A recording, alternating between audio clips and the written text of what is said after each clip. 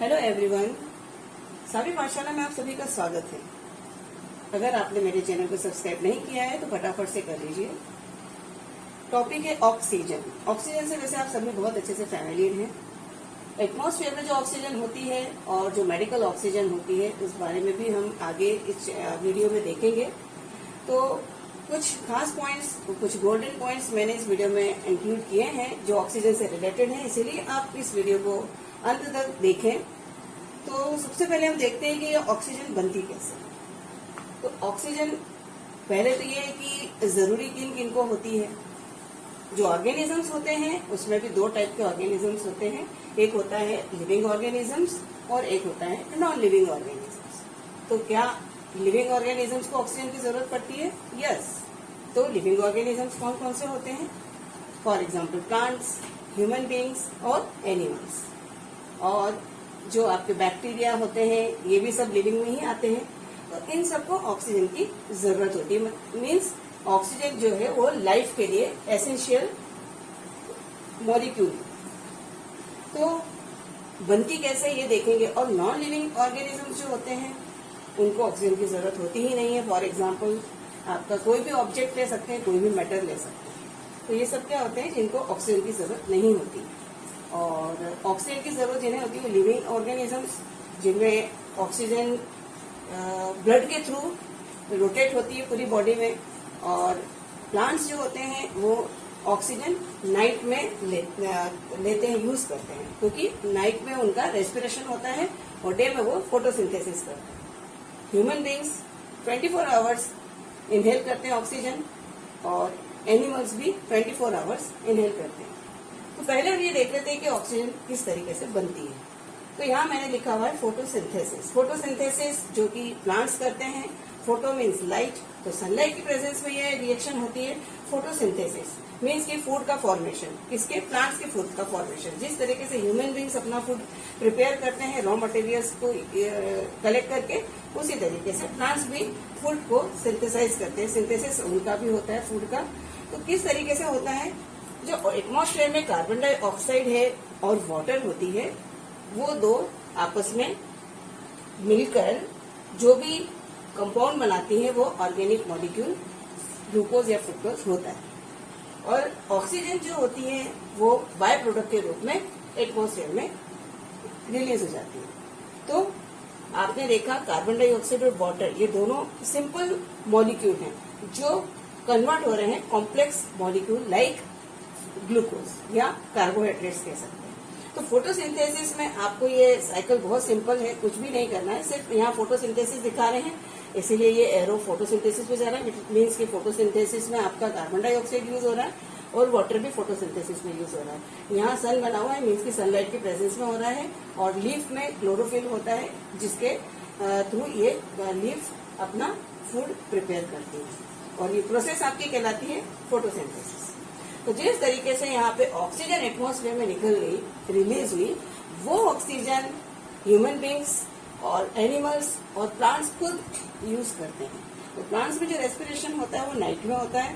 वो रेस्पिरेशन के लिए जब ये ऑक्सीजन यूज करते हैं तो क्या होता है, जो ये डे में उन्होंने फूड बनाया था उसको उसका कंबशन होता है। और जब रेस्पिरेशन होता है ह्यूमन बींग्स में भी, एनिमल्स में भी, प्लांट्स में भी, तो जो कॉम्प्लेक्स कंपाउंड होते हैं उनका ऑक्सीजन के थ्रू कंबशन होता है जो कि रेस्पिरेशन कहलाता है। जब रेस्पिरेशन होता है तो उसके जो प्रोडक्ट्स बनते हैं, बाय प्रोडक्ट, वो होते हैं कार्बन डाइऑक्साइड और वाटर। तो फोटोसिंथेसिस में कार्बन डाइऑक्साइड, वाटर यूज हो रहे हैं और ये साइकिल इस तरीके से कंटिन्यू चलती रहती है जिसे हम ऑक्सीजन साइकिल कहते हैं। तो फोटोसिंथेसिस में आपके जो कॉम्प्लेक्स कंपाउंड बने वो रेस्पिरेशन के थ्रू। तो जो एटमॉस्फेयर में आपकी ऑक्सीजन आ गई है फ्रॉम प्लांट्स, वो यूज होगी। और वो यूज कहाँ पे होगी? जो प्लांट्स हैं वो भी रेस्पिरेशन करेंगे, एनिमल्स भी रेस्पिरेशन करेंगे और ह्यूमन बींग्स भी रेस्पिरेशन करेंगे। तो ऑक्सीजन का यूज रेस्पिरेशन यानी कि सांस लेने में होता है। सांस लेते हैं हम, श्वसन करते हैं, वहां पे ऑक्सीजन यूज होती है। ये लाइफ का एक एसेंशियल पार्ट कहलाता है। अब ये ऑक्सीजन जो है वो किस तरीके से, कहाँ से ली जाती है बॉडी में? तो जो ह्यूमन बॉडी होती है या जो एनिमल्स की बॉडी होती है उसमें जो ब्लड के अंदर आरबीसीज होते हैं, मीन्स रेड ब्लड कार्पसल्स जो होते हैं, वो ऑक्सीजन को लंग्स से यानी फेफड़ों से लेते हैं, कैरी करते हैं और पूरे बॉडी में डिलीवर कर देते हैं। और उसमें जो खास ब्लड में होता है हीमोग्लोबिन, वो ऑक्सी हीमोग्लोबिन बनाकर एक कॉम्प्लेक्स कंपाउंड बना देता है और ये पूरी बॉडी में सर्कुलेट हो जाता है ब्लड और पूरी बॉडी में हमारे ऑक्सीजन पहुंच जाती है। इसका मतलब कि आपका हेड से लेकर टो तक, मतलब कि सर से लेकर नाखून तक पूरे बॉडी में ऑक्सीजन होती है। लेते आप नोज से हैं, नॉस्ट्रिल्स से लेते हैं ऑक्सीजन, वो आपके लंग्स में जाती है, लंग्स में फिल्टर होती है, वहां से फिर आपकी जो आर्टरीज होती हैं वो वहां से ऑक्सीजन को कलेक्ट करती हैं और पूरी बॉडी में डिलीवर कर देती है। तो ऑक्सीजन की डिलीवरी आरबीसीज करती हैं, यानी रेड ब्लड कॉर्पस्कल्स करती हैं। अब बॉडी में आपके ऑक्सीजन तो फैल गई, पर क्या सभी ह्यूमन बींग्स की बॉडी में अलग अलग लेवल हो सकता है ऑक्सीजन का? किसी के में कुछ है, किसी के में कुछ है। तो एक नॉर्मल ऑक्सीजन का लेवल जो होता है वो 75 to 100 मिलीमीटर ऑफ मर्क्यूरी इतना होना चाहिए। जो आपका मेजर किया हुआ है वो 75 से 100 के रेंज में होना चाहिए, एक नॉर्मल। और अगर लो हो रही है तो लो हो रही है, और लो में भी बिलो आपकी लो अगर 60 है, 75 आपकी नॉर्मल मिनिमम रेंज है और मैक्सिमम 100 है। अगर आपकी ऑक्सीजन का लेवल इन ब्लड लो है तो वो कितना होगा? 60 मिलीमीटर ऑफ मर्क्यूरी। पर अगर बिलो 60 हो जाता है, मतलब कि बहुत ज्यादा कम हो जाता है ऑक्सीजन का लेवल इन ब्लड, तो वो कहलाता है हाइपोक्सेमिया। हाइपोक्सेमिया जो है वो एक आपकी बीमारी होती है जहां पे ऑक्सीजन की बहुत कमी हो जाती है। तो ऐसे में पेशेंट को डॉक्टर प्रेफर करते हैं कि उनको ऑक्सीजन की सिलेंडर दी जाए या ऑक्सीजन का मास्क लगाया जाता है। तो ये आपका ऑक्सीजन का लो लेवल और नॉर्मल लेवल हो गया। अब ये मेजर कैसे करते हैं? तो ये आपकी जो दो प्रोसेसेस दी हुई हैं, एक है एबीजी।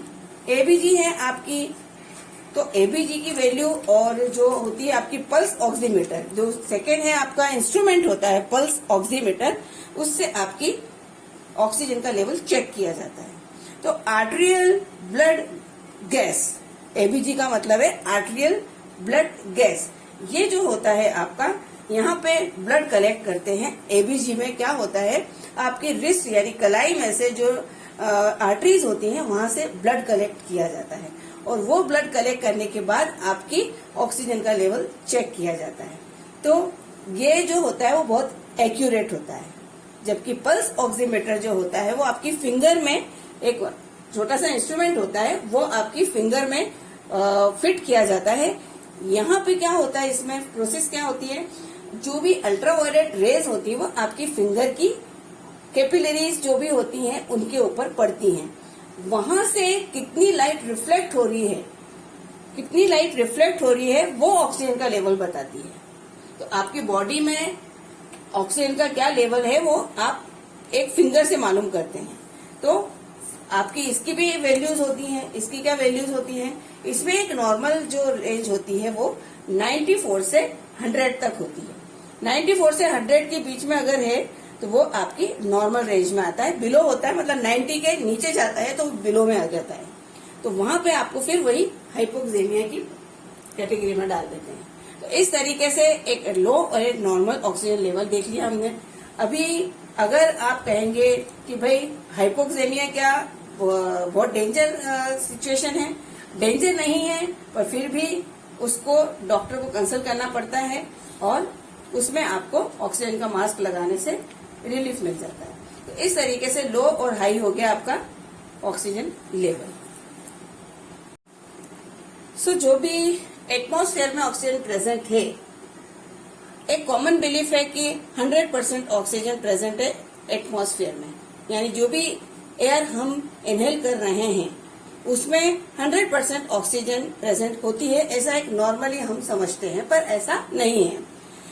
पूरे एटमॉस्फेयर में जो भी एयर है उसमें सिर्फ 21% ऑक्सीजन प्रेजेंट होती है और नाइट्रोजन का परसेंट बहुत ज्यादा है, 78%। ये परसेंटेज इसीलिए ज्यादा है क्योंकि इसे इनहेल करने के लिए बहुत लिविंग ऑर्गेनिजम्स प्रेजेंट नहीं है, जबकि ऑक्सीजन को इनहेल करने के लिए ह्यूमन बींग्स हैं, एनिमल्स हैं और प्लांट्स खुद हैं, तो इसलिए इसका परसेंटेज कम रहता है क्योंकि इसके रिक्वायरमेंट ज्यादा है। तो ये पॉइंट नोट करने वाला है। इसकी प्रेजेंस इसीलिए कम है एटमॉस्फेयर में क्योंकि इसकी रिक्वायरमेंट ज्यादा है। जिसकी भी रिक्वायरमेंट ज्यादा होती है वो चीज कम अवेलेबल होती है। इस तरीके से नाइट्रोजन जो है 78% है क्योंकि उसको कोई भी इनहेल नहीं कर रहा। हाँ, जो सॉइल होते हैं उसमें बैक्टीरिया जो होते हैं वो नाइट्रोजन को एब्जॉर्ब करके नाइट्रोजन फिक्सिंग बैक्टीरिया कहलाते हैं, वो यूज होते हैं, वहां पे नाइट्रोजन यूज होती है। पर जो एटमॉस्फेरिक नाइट्रोजन है वो इतनी यूज नहीं होती है, इसलिए 78% प्रेजेंट है। बाकी जो है 1% क्या प्रेजेंट है, carbon dioxide CO2, other gases और वाटर वेपर, इनका 1% प्रेजेंट है। तो इस तरीके से आपने देखा कि एटमॉस्फेरिक ऑक्सीजन जो होती है वो सिर्फ और सिर्फ 21% होती है। हम जो ऑक्सीजन इनहेल कर रहे हैं वो सिर्फ 21% ही ले रहे हैं, बाकी जो है ये वेस्टेज है जो हमारे लिए यूजफुल नहीं है। और अगर कार्बन डाइऑक्साइड है वो तो हमारे लिए हार्मफुल है। और अगर हम कहें कि मेडिकल ऑक्सीजन जो होती है उसमें, और ये ऑक्सीजन जो एटमॉस्फेयर की ऑक्सीजन या रेगुलर ऑक्सीजन या नॉर्मल ऑक्सीजन होती है वो क्या होती है, तो दोनों के बीच में अगर हम कंपैरिजन करें तो medical oxygen versus atmospheric oxygen, तो जो एटमॉस्फेरिक ऑक्सीजन है वो तो हमने देख ही लिया। जो मेडिकल ऑक्सीजन होती है उसमें ये जितनी भी इम्प्योरिटीज होती हैं एयर के अंदर उसको हटा दिया जाता है। प्रोसेसेस कौन सी होती हैं, आपकी कंप्रेशन होता है, फिल्ट्रेशन होता है। इन प्रोसेस से जो भी इम्प्योरिटीज होती हैं उनको हटा दिया जाता है और 90% ऑक्सीजन कलेक्ट की जाती है। उसमें भी 5% नाइट्रोजन और 5% ऑर्गन प्रेजेंट रहती है और 90% प्योर ऑक्सीजन होती है। और ये कंटामिनेट ना हो इसलिए इसको एयर टाइट सिलेंडर्स में फिल किया जाता है, तो वो मेडिकल ऑक्सीजन हो जाती है। तो मेडिकल ऑक्सीजन होती है 90% प्योर और एटमॉस्फेरिक ऑक्सीजन जो होती है उसमें सिर्फ 21% ऑक्सीजन प्रेजेंट होती है। तो इस तरीके से ऑक्सीजन किस रूप में हमारे बॉडी में अंदर पूरी बॉडी में सर्कुलेट होती है वो भी हमने देख लिया। तो thanks for watching my video. और